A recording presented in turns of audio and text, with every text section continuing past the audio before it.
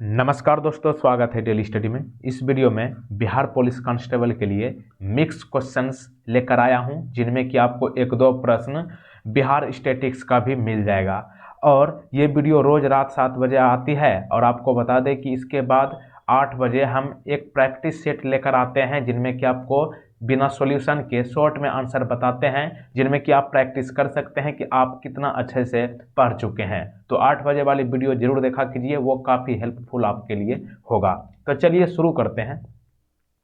पहला प्रश्न आपके स्क्रीन पर, रक्त का थक्का जमाने में कौन सा विटामिन सहायक है? ब्लड को थक्का करने में कौन सा विटामिन हेल्पफुल है? तो यह है आपका विटामिन के। ऑप्शन नंबर सी सही जवाब है। विटामिन के कहाँ पाया जाता है, यानी कि किसमें पाया जाता है? विटामिन के हरी पत्तेदार सब्जियां, फूल गोभी और चौकी गोभी में पाया जाता है। और शरीर में विटामिन के रक्त का थक्का जमाने में बहुत महत्वपूर्ण भूमिका निभाती है। अगला प्रश्न आपके स्क्रीन पर, राष्ट्रीय प्रेस दिवस कब मनाया जाता है? नेशनल प्रेस डे कब मनाया जाता है? ऑप्शन नंबर सी 16 नवंबर सही जवाब है। राष्ट्रीय प्रेस दिवस का उद्देश्य क्या है? तो देखिए, हर वर्ष 16 नवंबर को राष्ट्रीय प्रेस दिवस मनाया जाता है और एक स्वतंत्र और जिम्मेदार प्रेस का प्रतीक है। और इस दिन प्रेस के उच्च मानकों को बनाए रखने और ये सुनिश्चित करने के लिए कि प्रेस किसी भी प्रभाव या खतरों से ग्रस्त नहीं है, इसलिए मनाया जाता है नेशनल प्रेस डे। अगला प्रश्न, दिल्ली के जामा मस्जिद किसने बनवाई थी?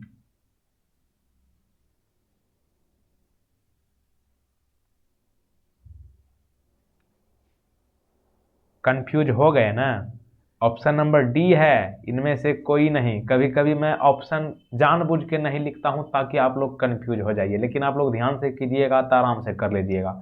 दिल्ली के जामा मस्जिद जो है वही बनाए हैं जो कि ताजमहल जिसने बनवाया था। तो कौन बनवाया था ताजमहल? शाहजहां ना? तो शाहजहां हो जाएगा। तो देखिए, जामा मस्जिद को मुगल सम्राट शाहजहां ने 1 मिलियन की लागत पर 1644 से 1656 के बीच में तैयार करवाया था। क्वेश्चन नंबर 4, शिक्षा इनमें से किस सूची में आता है?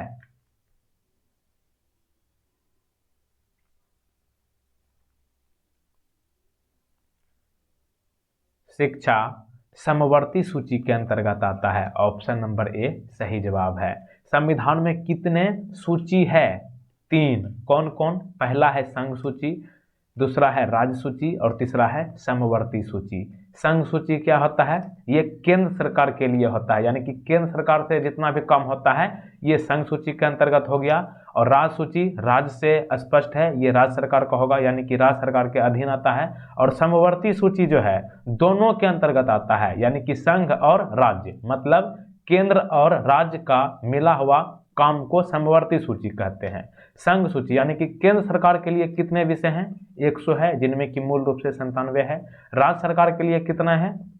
61 है और इसका मूल रूप से 66 है। और दोनों यानी कि समवर्ती सूची में कितने विषय हैं? 52 यानी कि 52 और मूल रूप से 47 है।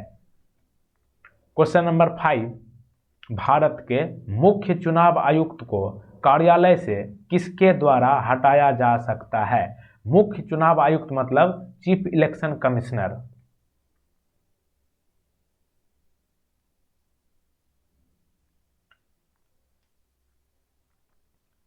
सही जवाब होगा ऑप्शन नंबर डी, दोनों, 1 और 3, यानी कि दोनों संसद के द्वारा और भारत के राष्ट्रपति के द्वारा। दोनों संसद मतलब क्या?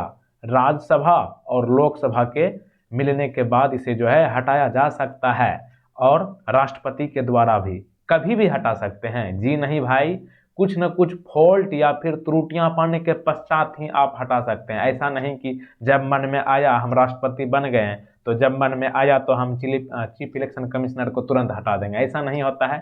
कुछ उसमें जो है दुर्व्यवहार या फिर अक्षमता पाया जाएगा, तभी उसे हटाया जा सकता है, वो भी लोकसभा और राज्यसभा में 2/3 बहुमत के साथ। और संसद के प्रत्येक सदन द्वारा एक संबोधन के बाद उसे हटाया जा सकता है और साथ ही राष्ट्रपति के माध्यम से हटाया जा सकता है। चीफ इलेक्शन कमीशन यानी कि मुख्य चुनाव आयुक्त का कार्यकाल कितने वर्ष का होता है? 6 वर्ष का होता है। राष्ट्रपति, प्रधानमंत्री ये सब का होता है 5 वर्ष, लेकिन चीफ इलेक्शन कमीशन का जो है 6 वर्ष होता है, या फिर 65 वर्ष की आयु तक ये अपने पद पर बने रह सकते हैं। इन दोनों में जो पहले पूरा हो जाएगा उस समय रिटायर हो जाएंगे। भारत के प्रथम मुख्य चुनाव आयुक्त कौन थे? सुकुमार सेन। और वर्तमान में मुख्य चुनाव आयुक्त कौन है, ये आप कमेंट में बताइएगा। अगला प्रश्न आपके स्क्रीन पर, भारत छोड़ो आंदोलन के दौरान करो या मरो का नारा किसने दिया था? आसान है, लेकिन प्रश्न अगर घुमा के देता तो आप लोग फंस सकते थे। करो या मरो का नारा महात्मा गांधी जी ने दिया है, लेकिन यहाँ पे आपसे प्रश्न इस तरह से पूछ लेता है कि करो या मरो का नारा गांधी जी ने किस आंदोलन के दौरान दिया था? तो ध्यान रखिएगा, भारत छोड़ो आंदोलन के दौरान। भारत छोड़ो आंदोलन महात्मा गांधी के नेतृत्व में किस कमेटी के सत्र में शुरू किया गया था? अखिल भारतीय कांग्रेस कमेटी के बॉम्बे सत्र में शुरू किया गया था। और यह एक सविनय अवज्ञा आंदोलन था और महात्मा गांधी ने भारत के स्वतंत्रता संग्राम में भारत छोड़ो आंदोलन के दौरान करो या मरो का नारा दिया था। करो या मरो मतलब डू और die. Question number 7, justice Sharad Arvind Bobde Bharat के कितनवें मुख्य न्यायाधीश है?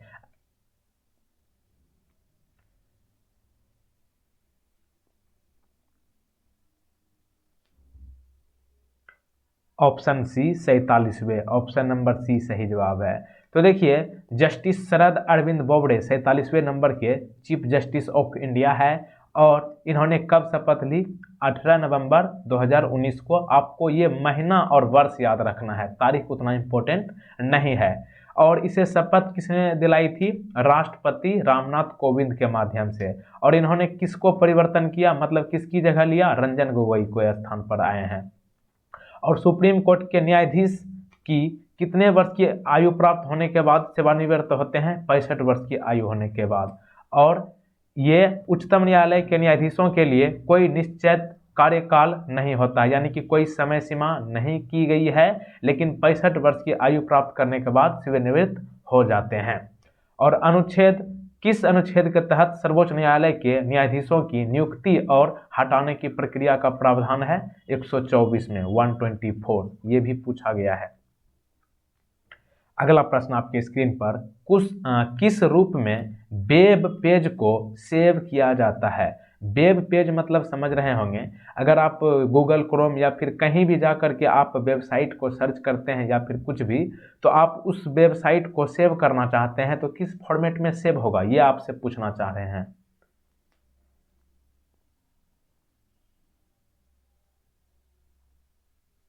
वेब पेज को HTML के फॉर्म में सेव किया जाता है। HTML का पूरा नाम क्या होता है? Hyper text markup language. ये प्रश्न पूछा गया है। HTML का फुल फॉर्म क्या होता है? Hyper text markup language. और HTML का उपयोग इलेक्ट्रॉनिक दस्तावेज बनाने के लिए किया जाता है, जिन्हें पृष्ठ कहा जाता है, जो वर्ल्ड वाइड वेब पर प्रदर्शित होते हैं। अगर आप कहीं भी जाते हैं गूगल या कहीं भी, तो वहाँ पे आप www जो लिखते हैं, 3 www, इसका पूरा क्या नाम होता है? World wide web. और वर्ल्ड वाइड वेब यानी कि www को पहली बार किसने विकसित किया? इसका नाम इंपॉर्टेंट है, टिम बर्नर्स-ली ने। कब? 1990 में। अगला प्रश्न आपके स्क्रीन पर, विद्युत धारा का पता लगाने के लिए उपयोग किए जाने वाला उपकरण कौन सा है? विद्युत धारा का पता लगाने के लिए किस यंत्र का उपयोग करते हैं? गैल्वेनोमीटर होगा, ऑप्शन नंबर ए सही जवाब है। तो देखिए, गैल्वेनोमीटर विद्युत धारा का पता लगाने और मापने के लिए एक विद्युत उपकरण है। अच्छा, गैल्वेनोमीटर को किसके साथ समांतर में प्रतिरोध जोड़कर एम मीटर में परिवर्तित किया जाता है? सर्किट के साथ। 1 रुपये का नोट भारत में सबसे पहले किस वर्ष प्रस्तुत किया गया था। 1 रुपया का नोट होता है, सिक्का तो आप लोग काफी देखे हैं, लेकिन 1 रुपया का नोट जो है सबसे पहले इंडिया में कब लॉन्च की गई थी?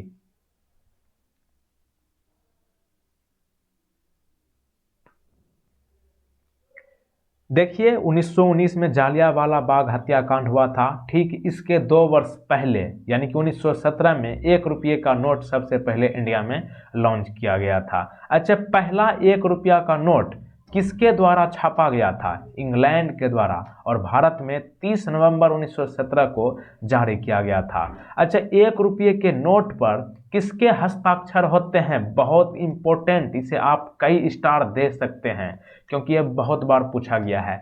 1 रुपये के नोट पर वित्त मंत्री के सचिव का हस्ताक्षर होता है, और इनके बाद जितने भी नोट बचे यानी कि 1 रुपया को छोड़कर जितने भी रुपया होता है उन सभी पे आरबीआई के गवर्नर का हस्ताक्षर होता है, लेकिन 1 रुपये के नोट पर वित्त मंत्री के सचिव का हस्ताक्षर होता है।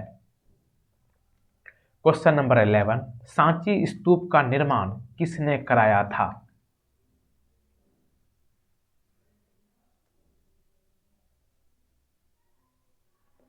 सांची स्तूप का निर्माण अशोक ने करवाया था। ऑप्शन नंबर बी सही जवाब है। सांची स्तूप कहाँ है? मध्य प्रदेश में सांची शहर में स्थित है। और सांची किस लिए प्रसिद्ध है? बौद्ध विहार अपने महान स्तूप के लिए प्रसिद्ध है, और ये भोपाल में सटा हुआ है।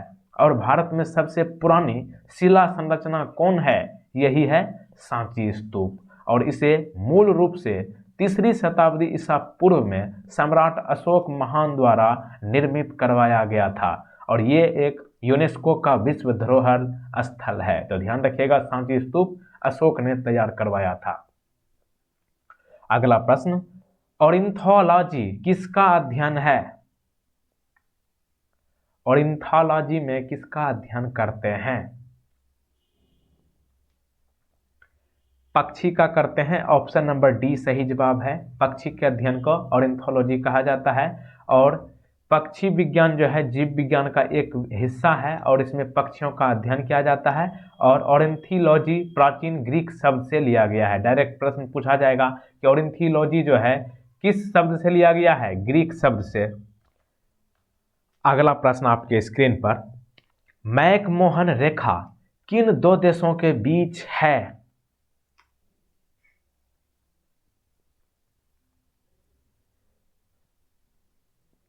मैकमोहन रेखा भारत और पाकिस्तान नहीं, भारत और चीन के बीच में है। ऑप्शन नंबर डी सही जवाब है। तो देखिए, मैकमोहन रेखा ब्रिटेन और तिब्बत द्वारा शिमला समझौते के एक भाग के रूप में वर्ष 1914 में हस्ताक्षर किया गया था, और यह चीन और भारत के बीच एक प्रभावी सीमा है। और यहाँ पे आप लोग ये जो सोच रहे थे भारत और पाकिस्तान के बीच रेड क्लिफ रेखा है। रेड मीन्स क्या होता है? खतरा, लाल। तो भारत और पाकिस्तान के बीच तो देखते हैं तनाव रहता है हमेशा। वैसे पाकिस्तान की औकात तो है नहीं, लेकिन फिर भी आंख साला दिखाते रहता है। लेकिन भारत छोड़ देता है, ये समझता है कि अपना ही बच्चा है, बिगड़ गया है थोड़ा। तो देखिए यहाँ पे भारत और चीन के बीच जो है मैकमोहन रेखा है, और भारत और पाकिस्तान के बीच रेड क्लिफ रेखा है। 13 क्वेश्चन हुआ है, लेकिन मैं आपको एक आपके लिए कंप्लेन है कि आप लोग वीडियो को शेयर नहीं करते हैं। आपसे नम्र निवेदन है कि वीडियो को देखने के बाद कम से कम एक व्यक्ति के साथ वीडियो को शेयर अवश्य कर दें, क्योंकि वीडियो को शेयर करने के बाद व्यूज और लाइक के वजह से मोटिवेट होकर वीडियो बनाने में थोड़ा उत्साह मिलता है। तो समझ लीजिए कि आप वीडियो को शेयर जरूर किया कीजिए। अगला प्रश्न 14 नंबर, पश्चिमी तट के उत्तरी भाग का क्या नाम है?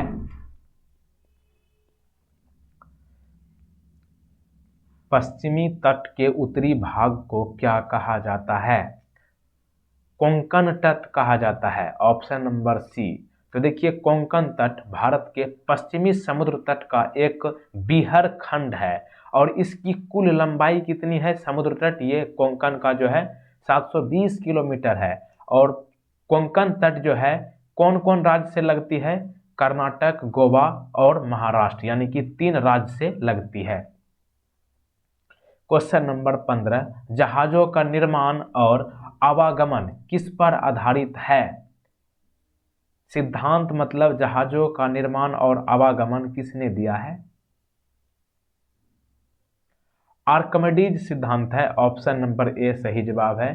तो देखिए आर्किमिडीज का सिद्धांत है क्या? तो देखिए आर्किमिडीज का सिद्धांत बताता है कि पूरी तरह या आंशिक रूप से द्रव यानी कि गैस या तरल में डूबे हुए किसी वस्तु पर ऊपर की ओर या तैरने का बल कार्य करता है जिसका परिमाण वस्तु के द्वारा हटाए गए द्रव के भार के बराबर होता है। क्वेश्चन नंबर 16, कोहिमा किस राज्य की राजधानी है?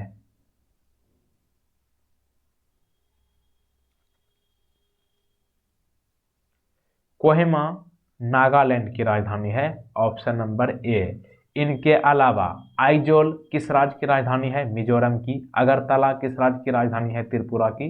गंगटोक किस राज्य की राजधानी है? सिक्किम की। 17 नंबर, ब्यूटेन का किस चीज में ईंधन के रूप में प्रयोग किया जाता है?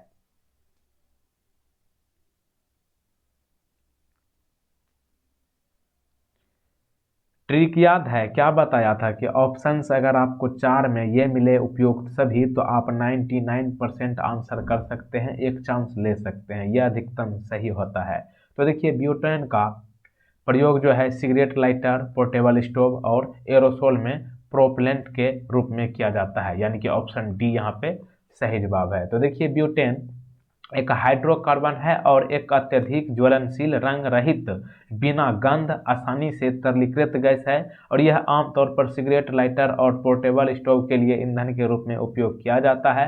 और ब्यूटेन तरलीकृत पेट्रोलियम जो है एलपीजी गैस में भरा जाता है। एलपीजी क्या होता है? लिक्विफाइड पेट्रोलियम गैस, जो कि हम लोग घर में रसोई में इस्तेमाल करते हैं, उसमें भी ब्यूटेन का इस्तेमाल हो जाता है। अगला प्रश्न क्वेश्चन नंबर 18, यारलुंग तसांगपो के नाम से किसे जाना जाता है? यानी कि किस नदी को यारलुंग तसांगपो कहा जाता है? इंडिया का ही नदी है। यह है आपका ब्रह्मपुत्र नदी, ऑप्शन नंबर बी सही जवाब है। ब्रह्मपुत्र नदी का दूसरा नाम यारलुंग तसांगपो है और ब्रह्मपुत्र नदी कहां से निकलती है? तिब्बती पठार से निकलती है। बिजली के बल्ब में भरने वाली गैस कौन सी होती है? वैसे बिजली के बल्ब में कई सारे गैसें भरी जाने लगी है, लेकिन यहाँ पे ऑर्गन सही जवाब है, ऑप्शन नंबर बी सही जवाब है। तो देखिए एक बल्ब निष्क्रिय गैस से भर जाता है तो यह वैक्यूम में इसे संचालित करने की तुलना में टंगस्टन फिलामेंट के वाष्पीकरण को धीमा कर देता है। और आधुनिक दिन के बल्ब में किस गैस का मिश्रण भरा जाता है? तो ये होगा आपका नाइट्रोजन और आर्गन। ओके, नाइट्रोजन भी भरा जाता है, वैसे निष्क्रिय गैस भी भरा जाता है। अगला प्रश्न आपके स्क्रीन पर, आंखों में रेटिना का क्या काम है? ऑप्शन देख करके इस प्रश्न का सही जवाब करें। आंखों में रेटिना का क्या काम है? यह आपका कैमरे के फिल्म का, ऑप्शन नंबर बी सही जवाब है।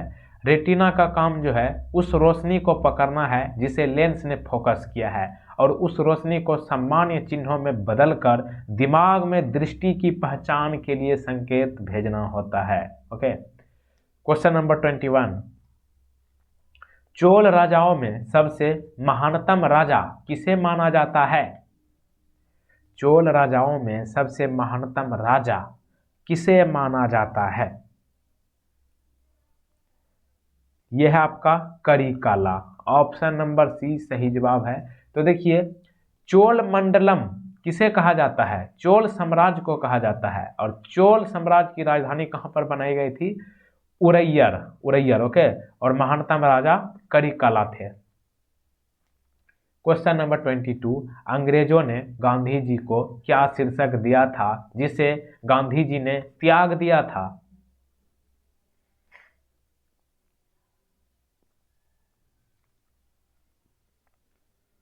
कैसर ए हिंद है, ऑप्शन नंबर डी। अंग्रेजों ने गांधी जी को कैसर ए हिंद ने दिया था। अच्छा, महात्मा गांधी को कैसर ए हिंद से किसने सम्मानित किया था, मतलब किसके द्वारा महात्मा गांधी को कैसर-ए-हिंद दिया गया था? लॉर्ड हार्डिंग के द्वारा। कब? 1915 में। लेकिन ठीक इसके 4 वर्ष बाद जो है 13 अप्रैल 1919 को जालियांवाला बाग हत्याकांड हुआ था और इसी के विरोध में महात्मा गांधी जी ने वर्ष 1920 में ये आपका पदक जो है वापस कर दिया, यानी कि कैसर-ए-हिंद को वापस कर दिया था।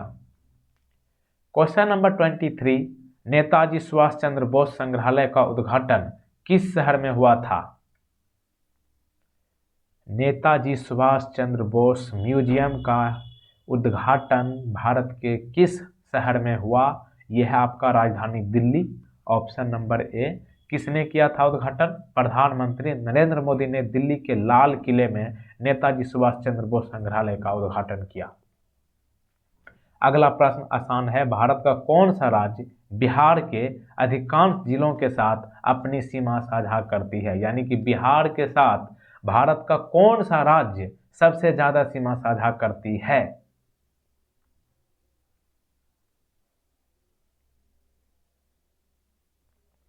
झारखंड होगा। ऑप्शन नंबर बी सही जवाब है। देखिए यहाँ पे 4 तरफ से, एक तो होगा आपका देश, नेपाल लगता है बिहार से, उसके बाद 3 राज्य लगता है, झारखंड, पश्चिम बंगाल और उत्तर प्रदेश। और उड़ीसा पहले एक जमाने में लगा करता था, लेकिन अब नहीं, क्योंकि बिहार और उड़ीसा जब था तो उस समय तो लगता था, लेकिन बिहार और उड़ीसा के बीच में झारखंड पड़ता है। झारखंड की स्थापना जो है 15 नवंबर वर्ष 2000 को की गई थी, बिहार से अलग करके।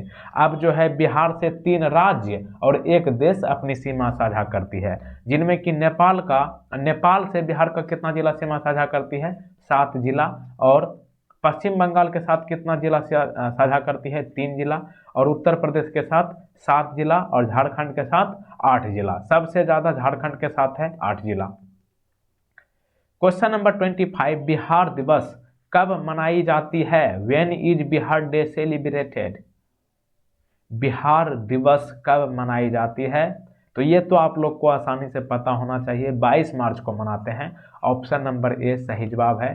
तो देखिए बिहार कब बनाया गया था, यानी कि बिहार राज्य को कब तैयार किया गया था? 1912 में अंग्रेजों ने बंगाल प्रेसिडेंसी से अलग करके बिहार राज्य की स्थापना की थी। तारीख थी 22 मार्च। ओके, 25 क्वेश्चन आपका कंप्लीट हो चुका है। एक प्रश्न आपके लिए है, बिहार की सबसे लंबी सड़क मार्ग कौन है? इस प्रश्न का सही जवाब आपको नीचे कमेंट बॉक्स में बताना है। और अंत में एक बार फिर कहना चाहूंगा कि वीडियो को आप लोग अभी शेयर जरूर कर दें, क्योंकि आप लोग वीडियो देख लेते हो और वीडियो को शेयर नहीं करते हो, क्योंकि आपका काम हो जाता है और आप जो है सपोर्ट करते नहीं हो, तो इससे जो है थोड़ा डिमोटिवेट हो जाते हैं। इसलिए आपसे रिक्वेस्ट है कि वीडियो को शेयर कम से कम जरूर कर दिया कीजिए। लाइक करना नहीं करना ये आपके लिए मैं आपको नहीं कहूँगा, लेकिन वीडियो को शेयर जरूर कीजिए और अपने फायदे के लिए चैनल को सब्सक्राइब करके बेल आइकन प्रेस कर लीजिएगा, ताकि नए अपडेट का नोटिफिकेशन सबसे पहले आपको मिले। अगर आप इस वीडियो का फुल डिटेल्स वाला पीडीएफ डाउनलोड करना चाहते हैं तो लिंक नीचे डिस्क्रिप्शन में दिया गया है, वहां पर आप सारे पीडीएफ देख सकते हैं। और पिछला वीडियो नहीं देखे हैं तो आपके स्क्रीन पर आ चुका है, यहाँ पे आपका स्पेशल पुलिस का वीडियो मिल रहा है और यहाँ पे आपको चैनल पर विजिट कर सकते हैं। मिलते हैं अगले वीडियो में। जय हिंद, जय भारत, जय बिहार।